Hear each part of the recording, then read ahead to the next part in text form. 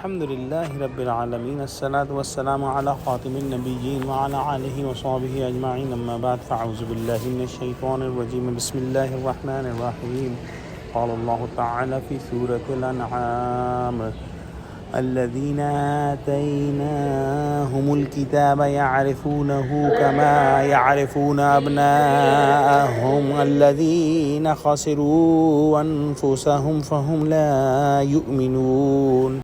Translation: those to whom we have given the book recognize him, prophet, as they recognize their sons.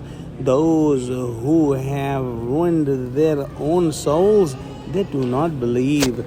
This important topic we have already studied in Quran, and this is referring to the people of book, the Jews and Christians who recognized Prophet Muhammad sallallahu alaihi wasallam, and they recognized him because the Torah and Injil had clear signs, predictions, and even timing when Prophet Muhammad sallallahu alaihi wasallam, the last messenger, will come.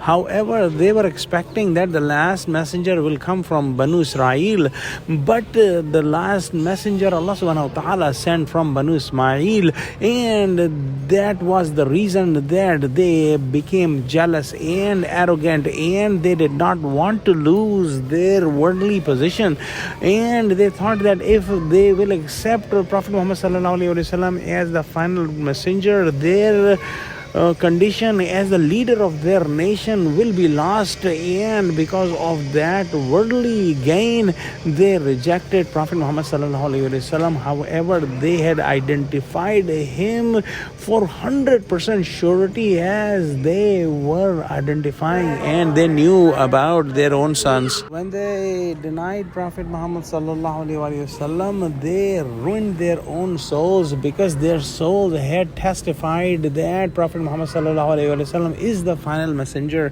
and Quran is the final book, but they ruined their souls and they did not believe.